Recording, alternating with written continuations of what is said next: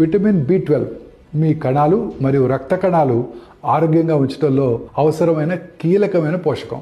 ఇది అన్ని కణాల్లో జన్యు పదార్థమైన డిఎన్ఏను తయారు చేయడానికి సహాయపడుతుంది. శరీరం విటమిన్ బి12ని సొంతంగా తయారు చేయలేనందున మీరు దాన్ని పొందాలంటే మీ ఆహారంలో తగిన సప్లిమెంట్స్ తప్పనిసరిగా తీసుకోవాలి. ఈ విటమిన్ బి12 లోపం తరచూ నిర్లక్ష్యం చేస్తుంటారు. సరియైన సమయంలో చికిత్స అందకపోయినట్టయితే తీవ్రమైన ఆరోగ్య సమస్యలకు దారితీస్తుంది. విటమిన్ బి12 లోపించినప్పుడు ఎదురయ్యే లక్షణాల గురించి ఇవాళ మనం తెలుసుకుందాం.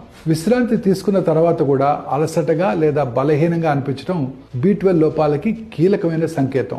ఎర్ర రక్త కణాల ఉత్పత్తికి విటమిన్ బి12 అవసరం. ఇది శరీరం అంతా ఆక్సిజన్ తీసుకెళ్తుంది, కానీ తగినంత ఆక్సిజన్ డెలివరీ కానప్పుడు అది మిమ్మల్ని అలసిపోయేలా చేస్తుంది. ఆరోగ్యకరమైన ఎర్ర రక్త కణాలు లేకపోవడం వల్ల చర్మం కొద్దిగా పసుపు రంగుకు దారితీస్తుంది. విటమిన్ బి12 లోపం రక్తహీనతకి కారణం కావచ్చు. మీ చేతుల్లో లేదా కాళ్ళలో జలధరింపు లేదా తిమ్మిరిని గనక అనుభవిస్తే మీరు మీ బి12 స్థాయిలను పరీక్షించుకోవడం చాలా ఇంపార్టెంట్. నోరు మరియు నాలుక నొప్పి, వాపు లేదా పుండుగా మారుతుంది. కొంతమందికి నోటిపొత్తతో ఇబ్బంది పడతారు. ఈ లక్షణాలు తరచుగా బి12 లోపం ప్రారంభంలో కనిపిస్తాయి.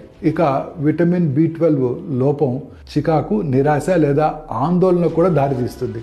ఈ విటమిన్ బి12 మానసిక స్థితిని నియంత్రించే న్యూరో ట్రాన్స్మిటర్స్ అయిన సెరటోనిన్ మరియు డోపమిన్ ఉత్పత్తిని. విటమిన్ బి12 మీ కణాలు మరియు రక్త కణాలు ఆరోగ్యంగా ఉంచడంలో అవసరమైన కీలకమైన పోషకం.